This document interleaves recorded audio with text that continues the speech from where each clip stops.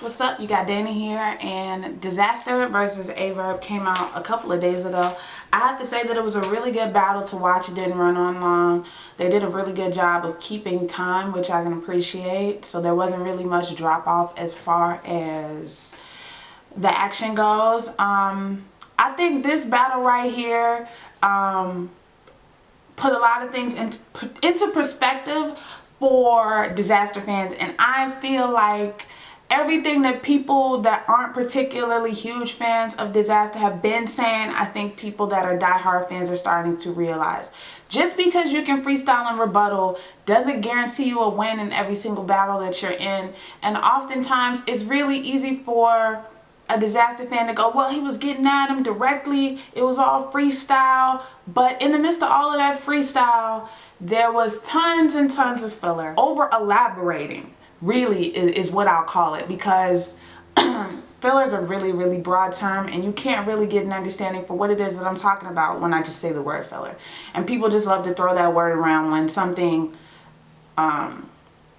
they don't like is heard in a battle and it doesn't fit their critique of what it is somebody needs to be rapping about. So let me go ahead and get into this review. Alright, shall we? This first round for Verb was a really strong first round. Great way to come out. Some highlights for me in his first round was definitely his fish setup. I thought it was put together really nicely. Didn't really come off like a scheme, but I loved all of the fish pond, the water elements that were in there were a nice touch. He later on led into that really dope haymaker about, you know, the same feel as when a condom breaks. I thought that was dope. His medical setup to me was a bit light, but I still enjoyed it. That Cali setup was just good rapping. Like, it didn't really have too much to do with Diz in particular, but I just liked, that's good rap. I enjoyed it. The extra shit around Dickhead getting circumcised was cold. If you don't like that, I don't know what you like. Spelling radar backwards was cold. I thought that the KOTD ending, however, was, I don't know, it didn't really move me all that much. I get where he was going with that, but it just didn't, maybe it just didn't translate. Overall, though, I have to say that this was a really strong first round. I felt like all the mechanics were there. I felt like his performance was A1. It was a really good round from Verb. We get into Dizaster's first round, and I have to say that the vast majority of this round was filler.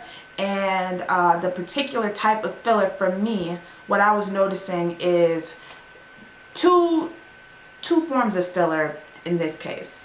Over elaborating and things that have absolutely nothing to do with the punchline. In particular, having 2 to 3 bars in each setup that have nothing to do with nothing to lead you to connect a punch. Here's an example. The perfect example of filler punchline is Dizaster's first 4 bars. He gets into the round and he talks about how, he's gonna like take, I guess, the girl that Verb came with to the battle. You know what I'm saying? He's gonna beat the pussy up, and leads that all to, destroying her black box, like the airplane punch basically, an A-rap, destroying the black box, whatever. Then we get into the next 4 bars. 2 fillers to connect Kool-Aid Man to the punch. Going through a wall, calling a Verb Kool-Aid Man because he has a red shirt on.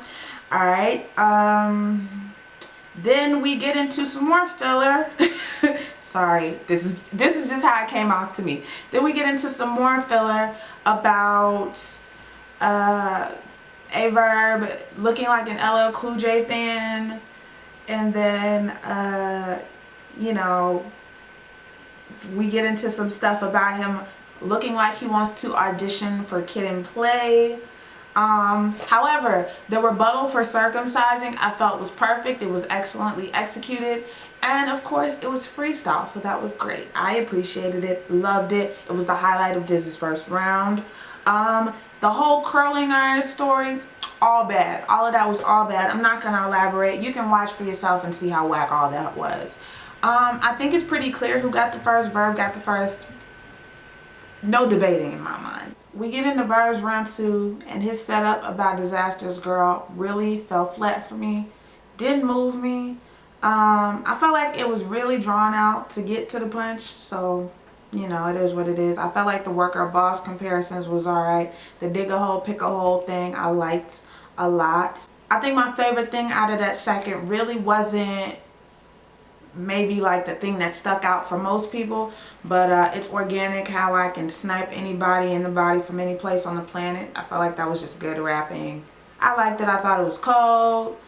Obviously the Gambit line was crazy. You know, I give you a show, I just don't say shit.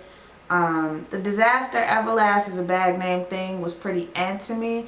Overall, comparing Verb's second to his first, it was like he was here and now he's down here. It was still a pretty strong round, but I feel like he came out of the gate swinging and kind of was coasting through his second. We get into Dizaster's second, and I say that he recovered really well in this second. The freestyles in this particular second worked a lot better because in this case, more of them were aimed at Verb the person, and I also feel like he does really well when he over elaborates on things. And when I say over elaborate, I just mean more filler. So in this round, he pretty much talked about two things: Verb getting chased down, and then he talked later on in the round about how he would like hunt Verb down and beat him up. And the over elaborating came in on how he would beat him up, how deep it would go. Like, I'm not a rapper, but here's my example of what Diz has been doing this entire battle. Oh, you think you hot? You in the oven? Bruh, I'll pop your muffin. Oozing all out the bacon, hitting the bottom of the stove. You gonna be burning. That's basically what he's doing. It's like, I'm gonna take you to point A, then to point B, then to point C, then to point D. You wasn't saying nothing, bro. You could have just said, I'm gonna hit you really hard. The end. As far as who I felt got the second round, Verb lost a lot of his momentum, and I did really enjoy Diz's freestyle in the second round, just a hell of a lot more. And like I said, people can appreciate good freestyle. I am one of those people, contrary to popular belief, who can appreciate effective freestyle. So I gave Diz the second. Alright, so the third round was pretty much the culmination of both Verb and Diz taking shots at each other's backgrounds. I'm not really going to break this round down because it's you know, this particular battle is just super divisive. I don't really think that you can convince fans of one or the other, or fans of one or the other style, to change how they feel about it. But I can tell you why I feel the way I feel, and this third is a culmination of all of those things. For the duration of this entire battle, Verb came with a really structured, planned out approach with Diz, and because he did that, because he prepared, there's no incessant rambling. The vast majority of things that he wrote were concise, structured, and there were more elements in there overall that you could appreciate, okay? Now, with that said, what Dizaster does is commendable.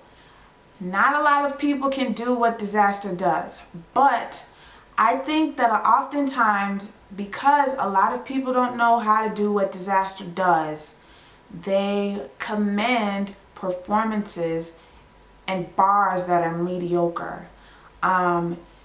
Being able to say a lot of syllables in your rap, and you know, use alliteration the way that he uses alliteration, and internal rhyme the way that he does, that's an art, that's a talent, that is a skill that not many people have.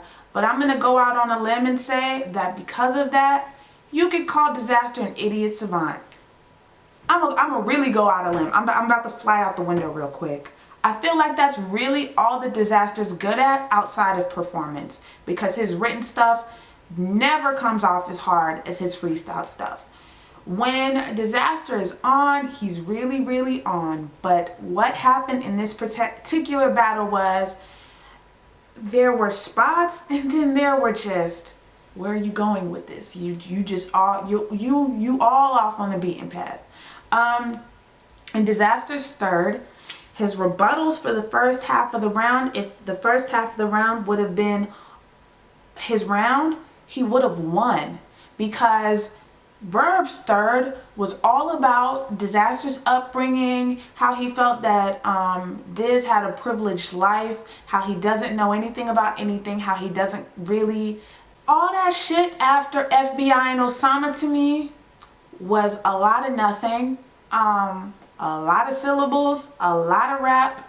It was a lot of rap about nothing, you know. It was over elaborating on a lot of things. If you took the time to like really sit, there's one sentence that was the bar, and everything after that particular sentence was just over elaborating to extend the point. I say all of that to say that I scored this like this could have easily got this 2-1 had he just shortened up that third round, really stuck to what it was he was talking about with Verb, because all of that was really effective to me. He just really went off the beaten path after the whole Osama line, and all of that stuff past that fell flat and meant nothing for me in the grand scheme of that third. Like I said, this was merely a case of the freestyle just being hit or miss, and for me, you know, 50% of that round was really good and the other 50 was really, really bad. As always, I will leave a link for the battle down in the comment section below if you haven't had a chance to check it out. I definitely think it's a classic and it's worth watching. Both did what they do really well. So if you're a Diz fan, you might say he 3-0'd Verb. If you're a Verb fan like myself, you know, you might feel the opposite way.